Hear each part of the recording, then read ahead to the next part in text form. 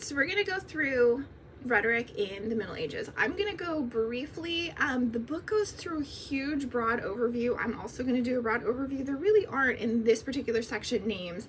The next two notes have names associated with some of it. Again, your goal here is not to memorize names and dates. It's the broad understanding. What we're really focused on, especially in the Middle Ages, is there is a fundamental shift in how we define rhetoric. So we want to remember, as Greece falls to Rome, and then as Rome starts to fall, and then we get a whole disbursement of people across the European continent. And I think the book does a really good job of making it clear we're not just talking Western Europe, we're talking into Middle East and into parts of Africa, which were already a part of the Greek city-states, but we're dealing with a huge, large swath of the continent. Like, I feel like sometimes, especially when we're looking at like Western philosophy, we look specifically at like Italy as the center for everything, but we're talking the entire European continent, into Africa, into the Middle East. We have trades with ideas going on here. Sometimes the trades are not positive on both sides. Some of it has to do with the fights between Christianity and Islam, but all of that puts people in contact with each other. And what this does, because Rome has fallen, is it reintroduces what was temporarily lost. So when Rome fell, a lot of the books and the ideas were lost. And when Christianity took over and then started moving around, and honestly, and we'll see this with Augustine, started trying to convert people and convert the masses, so we're talking pagans, not necessarily Islam necessarily, although there was some of that going on.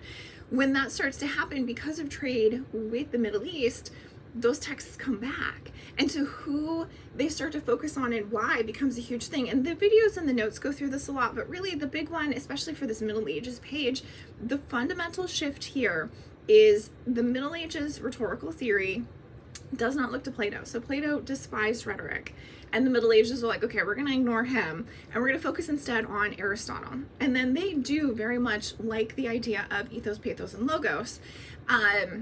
Kairos, which is timing, also matters, and it's going to come up again with the Gutenberg press. But for now, ethos, pathos, and logos are the big ones. So ethos is defined the same way, except ethos is located in priests, and then it's located in the patrons that fund the priesthood, the church, and all of that. So the ability to be a good human and then represent yourself as a good human is located in very specific figures, and so then ethos is understood in that way. Pathos with the emotional appeals, still important, but they don't really feel like pathos is necessary to convert people, so that one's ignored a little bit. The really, really important one that causes the huge shift is they redefine logos. So logos, I know we've only covered this super briefly because I'm not a big fan of Aristotle, but it's coming up now. Logos is logic, but not in the Middle East, or in the Middle Ages. Oh my goodness, not in the Middle Ages. In the Middle Ages, they redefine logos as the word of God, and that's it. So it's the belief there, all logic, and logic can only then be the word of God, which then comes back to their definition of ethos, which is again very specific and very central to the church and church figures. The priest is the only one who could possibly, because that's literally their job in life, understand and receive the word of God to then share it with the masses. And so they're the only one capable of interpreting logic, of delivering and putting together and inventing logic. Because remember, none of this is critique. So we are absolutely not redefining logos and then saying, and now we can say that is the word of God and that is not. That's not how logic works, or that's not how logos works.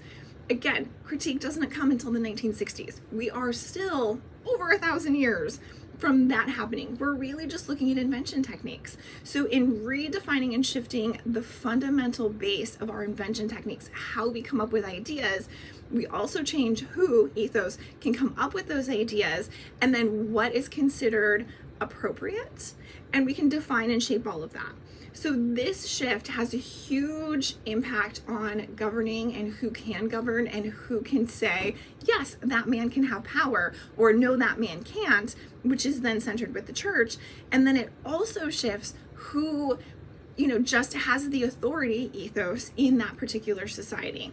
So what I want you to write down for your notes now that you've listened to this your question for this section, for this little video: how does this shift in defining logos fundamentally change how rhetoric is understood?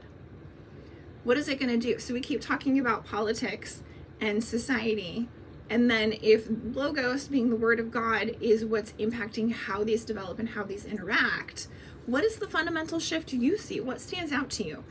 I don't need a giant essay. I need approximately 100 words on this so that you keep it narrowed and you keep it focused. But that's your question for this section. How does this shift in defining logos fundamentally change how rhetoric is understood?